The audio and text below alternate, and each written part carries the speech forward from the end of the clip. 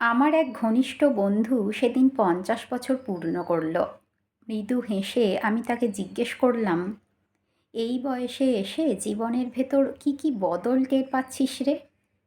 বন্ধু চুপচাপ আমার দিকে তাকিয়ে থাকলো কিছুক্ষণ। তারপর ধীরে ধীরে বলল, এতদিন সবাইকে ভালোবেসেছি, বাবা মা, ভাই বোন, স্বামী, সন্তান, বন্ধু। এখন নিজেকে ভালোবাসতে শিখছি। হ্যাঁ, আমি বদলে যাচ্ছি।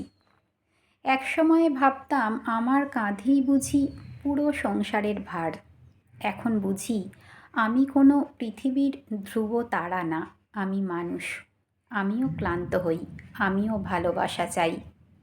তাই এখন অন্যকে আগে রেখে নয়, নিজেকেও জায়গা দিচ্ছি। তাই বদলে যাচ্ছি। বাজারে গিয়ে এখন আর 5 টাকা কমানোর জন্য তর্ক করি না। ওই বাড়তি টাকাটা কারো বাড়িতে ভাত জোগায়, কেউ সন্তানের খাতা বই কেনে। নিজের সামান্য ছাড়ে অন্যের মুখে হাসি ফুটে উঠলে আমি শান্তি পাই। তাই বদলে যাচ্ছি। রিকশাওয়ালাকে খুচরো ফেরত দিতে বলি না। ভাবি, সে তো সারাদিন রোদে ঘামে খেটে টাকা রোজগার করছে। আমার কয়েকটা টাকায় তার হয়তো রাতে ছেলে মেয়ের মুখে হাসি ফুটবে। তাই আমি বদলে যাচ্ছি। বয়স্ক মানুষদের একই গল্প বারবার শুনেও বিরক্ত হই না এখন। আমি বুঝে গেছি ওই গল্পে তাদের সুখ লুকিয়ে থাকে। আমরা যদি না শুনি, ওদের কে শুনবে বলতো? তাই ধৈর্য ধরে শুনি। আমি বদলে যাচ্ছি। এখন আর কারো ভুলে ছুটে যাই না শুধরে দিতে। কারণ বুঝেছি পুরো পৃথিবীকে ঠিক করার দায়িত্ব আমার নয়। আমার মনের শান্তি আমার কাছে বেশি গুরুত্বপূর্ণ। তাই ঝগড়া করি না, ছেড়ে দিই। আমি বদলে যাচ্ছি। কাউকে বিনা কারণে শুভেচ্ছা জানাই, প্রশংসা করি। তাদের হাসি মুখ আমাকে ভেতর থেকে ভরে দেয়। তাই আমি বদলে যাচ্ছি। যদি কেউ অবজ্ঞা করে, আর মনের মধ্যে আগুন জ্বলে না, বরং চুপচাপ সরে আসি।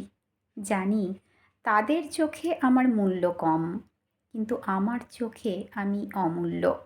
তাই আমি বদলে যাচ্ছি। আগে আবেগ দেখালে লজ্জা পেতাম। এখন জানি ওই অনুভবগুলোর মাঝেই আমি মানুষ। আর মানুষ হওয়াটাই তো সবচেয়ে বড় গৌরব। তাই নিজেকে আর লুকাই না। ইগো আগে সব কিছুর ওপরে ছিল। এখন জানি ইগোর দেয়াল মানুষকে আলাদা করে ফেলে। তাই আমি এখন সম্পর্ক বাঁচাতে আত্মসম্মানের সঙ্গেও কিছুটা আপোস করতে শিখেছি। দিনের প্রতিটি মুহূর্ত এখন উপভোগ করি। ভাবি, যদি এটাই হয় শেষ দিন? তাই আজ আর কাল নিয়ে যুদ্ধ করি না, বাঁচি এই মুহূর্তে। সব শেষে আমি বুঝে গেছি আমার আনন্দের দায় অন্য কারও নয়। আমি নিজেই আমার সুখের চাবিকাঠি। আমি নিজেই আমার আনন্দের উৎস।